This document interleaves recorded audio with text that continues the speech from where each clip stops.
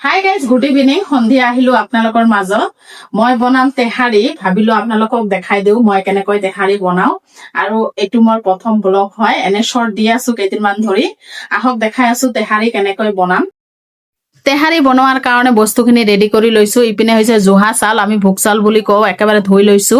আৰু পিঁয়াজ, জলকীয়া, মটন লৈছো। মটনখিনি সৰু সৰু কৰি কাটি লৈছো। তেহাৰী বনাবৰ কাৰণে মটনটো লাগিবই।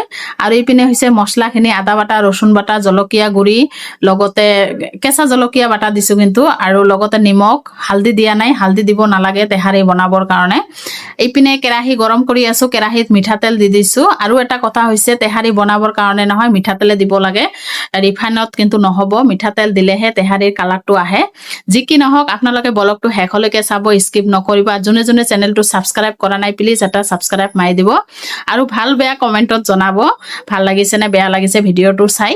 যি কি নহওক তেলটো গৰম হৈ গৈছে, এতিয়া গোটা জিৰা দি দিলো, তেজপাত এটা দি দিলো, পিঁয়াজখিনি ভাজি আছো, মছলাটো দেখাই দিলো, যি যি লাগে গোটেই দি দিছো। এতিয়া মটনখিনি মই অলপ মজাই তাৰপিছত পানী দি দিম, পানী দি একদম সিজাই তাৰপিছত চাউলখিনি দি দিম, চাউলখিনি ভাজি ল'ম।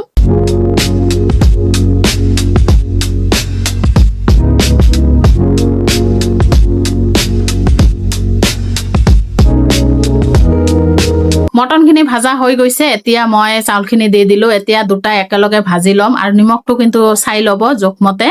দেখিছেনে ভাজা হৈ গ'ল। এতিয়া জোখমতে পানী দি দিম, অলপখিনি পানী, বেছি নহয়, বেছি দিলে গেলগেলীয়া হৈ যাব। এয়া অলপখিনি পানী দিছো, পানীখিনি দি এতিয়া ভালদৰে ঢাকি দিম। অলপখিনি পানী দিছো কিন্তু দেই।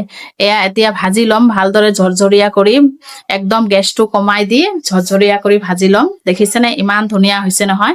কেনেকুৱা হৈছে কমেণ্টত জনাব।